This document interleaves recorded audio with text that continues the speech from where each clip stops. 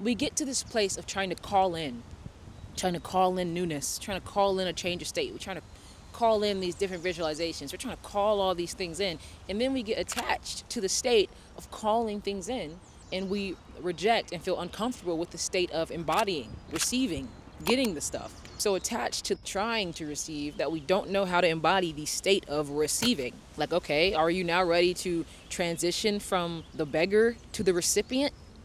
Are you ready to change from, oh man, I just hope it comes. I hope it's gonna come. I hope it's gonna come. It's gonna come. Can you now switch frequencies to, it's here. I accept. Thank you. I accept gracefully. Can we accept gracefully? I know a lot of us know and are aware of the great changing that's happening. And it's not even really about knowing, it's about embodying. Because a lot of us have known things for a very long time, but it wasn't time yet for perhaps certain execution, widespread awareness, whatever. And there are a lot of broad conversations that I can have about what's happening, how I see certain things. But there's something in particular that I want to talk about today. It's about good feeling. Like, it's about feeling good, well-being, feeling good in the body, being comfortable in the body, the way you sit in your body, the feeling of safety you have in your body. This video doesn't really have a stance per se. I'm not trying to assert or convince you of anything. I'm more so wanting you to sit in a frequency of just exploration within yourself about whether or not there is rigidity in you that's preventing yourself from feeling good or feeling better. A lot of us deal with the circumstances and we live on a particular layer where things are happening and we get used to the repetition. We memorize living in a certain way. So we get stuck on our layers and we memorize a certain space. We become connected to, attached to a space, which can translate and look like and feel like stagnation. It can feel like a place we don't want to be in, but at the same time, we're also unconsciously and subconsciously preventing ourselves from feeling anything different.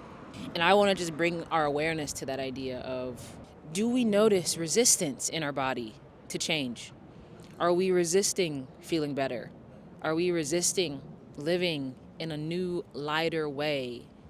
I've noticed within myself not allowing, even when it's right up against me, even when it's asking for me to see something in a new way, for me to feel lighter and different, being so used to a previous place, being so used to a previous state of being, that I've found it difficult to allow myself to let these new feelings penetrate these spaces in me because it feels foreign. I've grown comfortable in discomfort.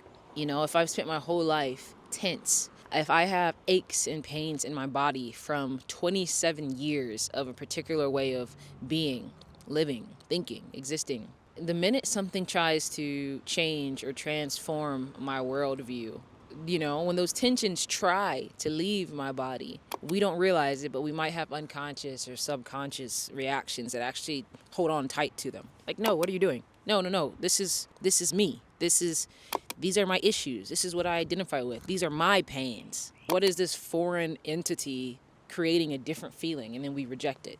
We resist it. And I'm making this video because I felt this in me, I found that, and I'm echoing so many teachings, right? I'm echoing so many philosophies. Surrender is the answer. To surrender and be almost a passenger to your human experience, to your corner of the universe. You are consciousness embodying this life. I am consciousness incarnated as Desi, And when I allow myself to just sit back, live, enjoy, and observe life as Desi, there's no resistance. There's flow. I don't have to worry about all those rigidities and stop gaps and alarms that sound when change tries to enter my world. All those things stop. All those blockages stop when you decide to surrender to your life instead of fighting things and dodging things, to flow and dance with the things that come your way. I'm sorry if the audio is not good. It just got pretty windy. It got a little windy out here. If we just try to embody that frequency of surrender, of allowance, of being a passenger, of like, man, I'm locked in. I'm strapped in life as Michael. You know, I keep saying Michael. Sorry, Michael. I know there's like a Michael watching who's just like, oh shit, who's just like making a sandwich right now. There's like, oh shit. I gotta come up with some different names. You know, life is Sadie. You feel me? Just lock into it. I know it's difficult. I know it's difficult. There's someone on the way to visit a nursing home right now, to visit their mom who has dementia. There's someone fighting a custody battle for their kid right now. There's someone standing at their sibling's funeral right now. You know, all of these things are happening omnidirectionally.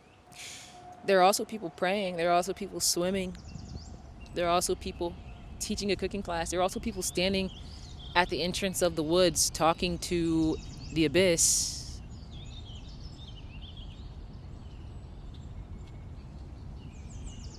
A baby was just born. Someone just got in a car crash. Someone's crying tears of joy. Someone's marrying their best friend. There are infinite points. There's duality. And your experience as who you are is going to have so many colors. We kind of have to accept that and just lock in to loving ourselves through it all, to surrendering and flowing, and just agree to be engaged with love. Just agree to connect to the prompts when they come with as much love as you can, with as much flow and surrender and openness as you can. And that's all we can do. And through that practice, I believe we ascend. I believe we ascend this experience as people. But anyway, you know what's crazy? So, quick note before I end this video. I'm at a point now where I tell the people kind of close to me in my life, like my friends, I'll tell them that like I have a YouTube channel. For a long time I didn't. I just was posting for like years, practicing, just talking. And now I'm at a point where I tell people I have a YouTube channel. But then I realized that the natural follow-up question to that is going to be like, oh, what's your YouTube channel about? Oh, what kind of videos do you make? And then I'm always just like,